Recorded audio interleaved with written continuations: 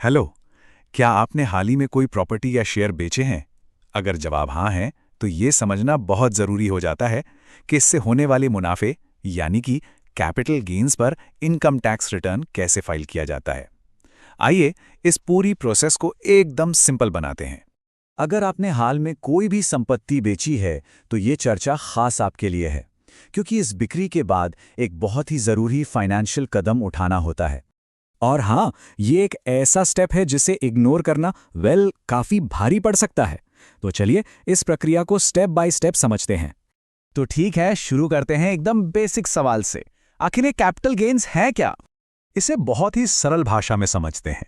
जब कोई capital asset जैसे कि कोई घर, जमीन या शेयर्स को उसकी खरीद कीमत से ज्यादा में बेचता है, तो उस पर जो प्रॉफिट होता है ना, बस उसी को कैपिटल गेन कहते हैं।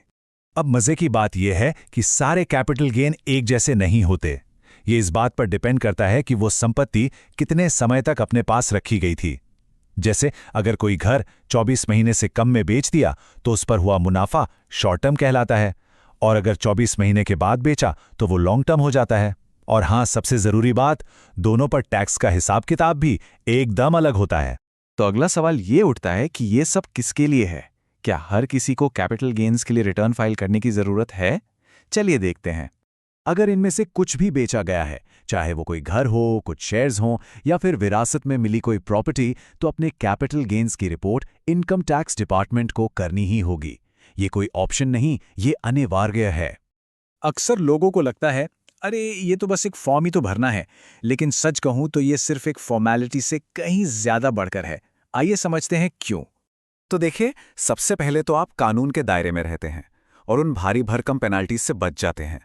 इसके अलावा जब कभी लोन या वीज़ा अप्लाई करना हो ना, तो आपका क्लीन टैक्स रिकॉर्ड बहुत काम आता है। ये आपकी फाइनेंशियल हेल्थ के लिए बहुत ज़रूरी है। और ये बात इस पूरी प्रक्रिया के सार को एकदम सही तरीके से बताती है।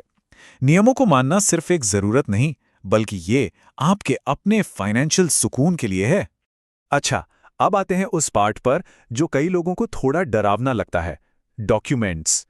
पर घबराइए नहीं, अगर हम इसे स्टेप बाय स्टेप देखें तो ये बहुत आसान है। तो सबसे पहले बेसिक चीज़ें, पैन कार्ड, आधार कार्ड और इनसे जुड़ा हुआ मोबाइल नंबर और ईमेल। ये तो सबके पास होता ही है ना, राइट? फिर आते हैं सबूत, मतलब वो डॉक्यूमेंट्स जो बताते हैं कि क्या खरीदा और क्या बेचा गया, जैसे घर की सेल डीड, परचेज डीड। अगर शेयर्स हैं तो ब्रोकर के कॉन्ट्रैक्ट नोट्स। इनके बिना सही सही प्रॉफिट कैलकुलेट करना मुमकिन नहीं है। और आखिर में वो डॉक्यूमेंट्स जो टैक्स बचाने में मदद करते हैं। मान लीजिए कहीं इन्वेस्ट किया गया है टैक्स बचाने के लिए, तो उसका प्रूफ।